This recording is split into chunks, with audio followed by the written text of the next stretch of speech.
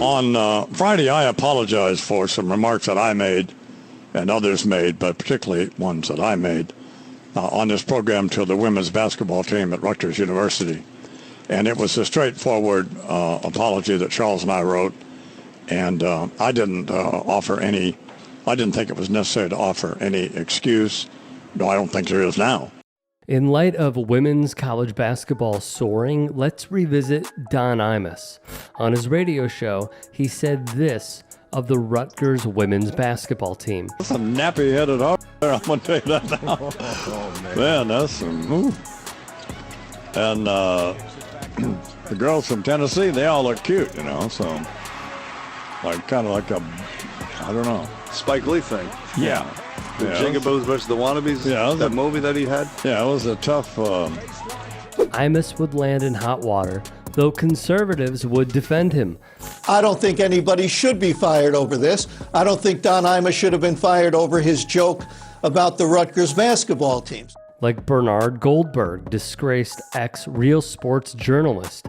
Conservative activist David Horowitz went on the air with host Peter Broyles and said, the campaign of the left now is to drive conservative talk radio off the air. They're basically hammered and for 10 days and abused and lose his job and be treated as though he's one of the great evil men of Western civilization. I thought was appalling.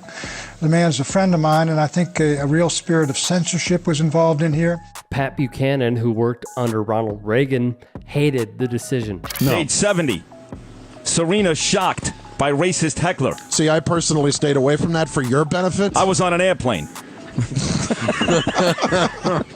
Imus co-host Sid Rosenberg also joined in and has shown his racism many times over. He'd say of the game, it was a tough watch. The more I look at Rutgers, they look exactly like the Toronto Raptors. Rosenberg was also a man who referred to Palestinians as stinking animals and suggested they ought to drop the bomb right there, kill them all right now. And yes, this guy, Jason Whitlock, would defend Don Imus as well. He'd write, "Thank you, Don Imus. You've given us, black people, an excuse to avoid our real problem. Thank you, Don Imus. You extended Black History Month to April, and we can once again wallow in victimhood, protest like it's 1965, and delude ourselves into believing that fixing your hatred is more necessary than eradicating our self-hatred." What the hell is he talking about? Imus at the time represented what many male-centric sports fans felt, and sadly to this day tweet to their tens of followers, "No one cares about women's sports." Imus would be dropped by MSNBC, who simulcast his show, after his remarks. It would not stop there, however. Then CBS CEO Les Moonves would announce his company, which owns both the radio station that broadcast Imus's program and Westwood One, which syndicated the program, had fired Don Imus and ceased broadcasting him and his show. And like clockwork, Fox Business would pick up the show, because when bigotry is spewed and repercussions are felt, Rupert Murdoch's network always comes calling. Yeah, but GE didn't stand by you. Well, they shouldn't have. Well, on what basis? They should have fired you? Well, I don't know about that, but it's not important whether I was kidding or not. Obviously I was, but I think that's irrelevant. I didn't see any way, considering the way this the whole media firestorm and how it got so blown out of proportion, but I didn't see that they could do anything else that made any sense, you know. You heard correctly. Imus thought the whole thing was blown out of proportion. It was not. The Rutgers women's basketball team would meet with Imus face-to-face in New Jersey. Imus's wife was there, along with parents and head coach Vivian Stringer. Stringer would say they accepted Imus's apology, but they still found his commentary unacceptable, and that it was an experience that we will never forget. At the time of the incident, Stringer called his comments racist and sexist, that are deplorable, despicable, and unconscionable. Over time, it has only evolved to more hate. Imani McGee Stafford knows it too well. Formerly of the Chicago Sky and Dallas Wings, she told Anscape, On my last Twitter rant, I go on Twitter rants a lot, that went viral. In my comments, a guy was like, why don't you girls finger each other anyway? Whatever you lesbians do. I'm not even gay, but obviously that's the biggest narrative of women's basketball, that we're all gay and butch and hate men. But it's frustrating because that's also a critique of women's sports in general. No male pro athlete has to answer questions about his family, about his sexual life, about when he wants to have kids, about what he's wearing. That's the commentary that only happens with women athletes. The great Elena Delle Donne would add, when a big media outlet will post something about either me or some other WNBA players, it's always the usual, can you make me a sandwich? Get back into the kitchen. Those are probably the most common ones, and there's some really dirty sexual ones that I'm disgusted by that I wouldn't even want to repeat. But the commentaries still continue to be detrimental to the players. When LSU star Angel Reese opened up, I just try to stand strong. Like, I've been through so much. I've seen so much. I've been attacked so many times. Death threats. I've been sexualized. I've been threatened. I've been so many things, and I've stood strong every single time. And I just try to stand strong for my teammates because I don't want them to see me down and, like, not be there for them. So I just want to always just know, like, I'm still a human. Like, all this has happened since I won the national championship, and I said the other day, I haven't had peace since then. And it sucks, but I still wouldn't change. I wouldn't change anything, and I would still sit here and say, like, I'm unapologetically me. I'm going to always leave that mark and be who I am and stand on that. And hopefully the little girls that look up to me, and hopefully I give them some type of inspiration that, hopefully it's not this hard and all the things that come at you, but keep being who you are, keep waking up every day, keep being motivated, staying who you are, staying 10 toes, don't back down, and just be confident. The sleuths of professional thirst baiters came out, like Emmanuel Acho, who has a history of doing so. Yet, even with the Imuses and Achos of the world, nothing, and I mean nothing, could hold back the success of the women's tournament.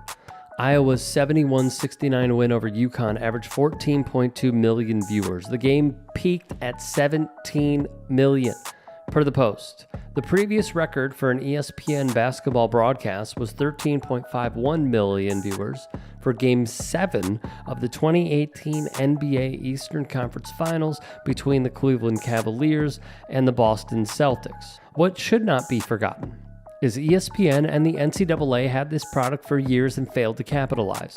In a virtual meeting back in 2021, the NCAA said the women's tournament loses millions every year and has to be subsidized by the men's event.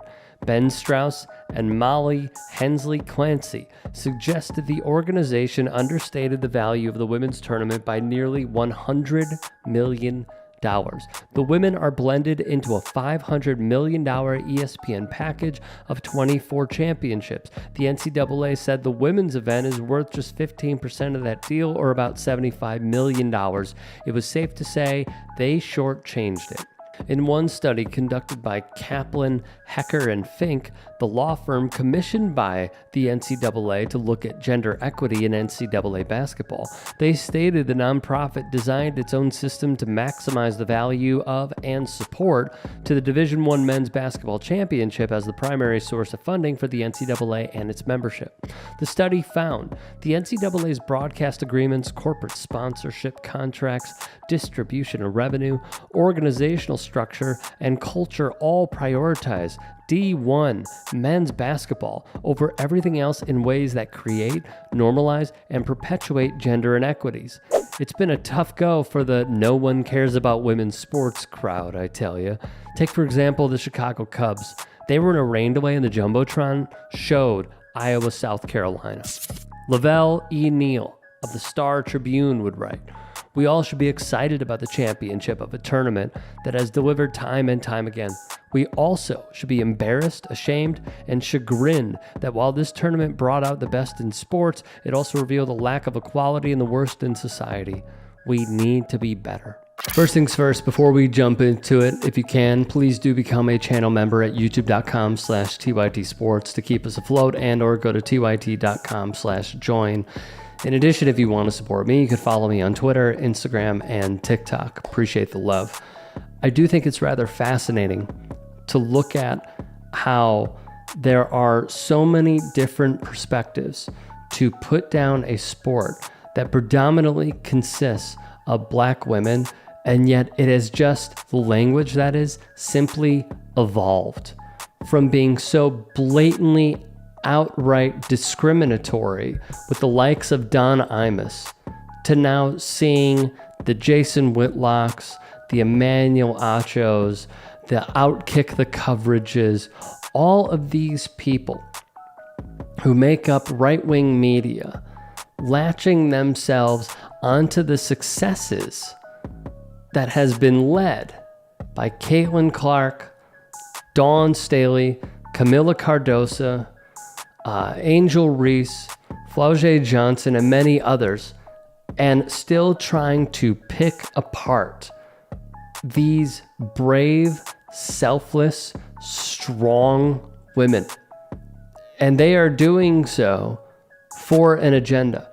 We have seen in the past Emmanuel Acho has gone on the record on his own Twitter and said blatantly that he doesn't care if it's misinformation, he doesn't care if it's disinformation. If he continues to push numbers, he could then get more brand deals. Jason Whitlock has shown you who he is over the years. The fact that he has stood by Don Imus and many other falsehoods and shortcomings has shown you already. The man has no integrity. The man has no character. He is what he is. It's just another feather in the fedora for him. I continue to be frustrated and saddened because we have been ringing the alarm on this for years.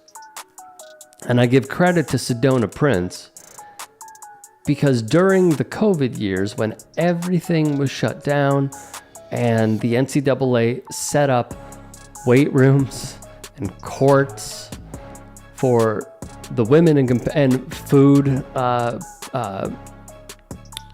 catering, the women compared to the men, it was night and day.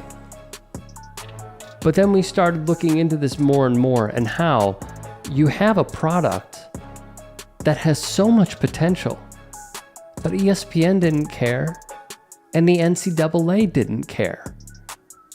So to see the evolution of this game, while also paying homage to the Maya Moores, the Diana Taurasi's, the Sue Birds, the Lisa Leslies, the impacts that they have had, but then to see record-breaking for a sports network with the ratings is simply lending credence to those like myself and many others who have said, you have a gold mine and you simply don't wish to tap into it. That's on them. They have had this all along, and they could have changed many people's minds by simply helping out, broadcasting the games, giving media coverage, and they didn't.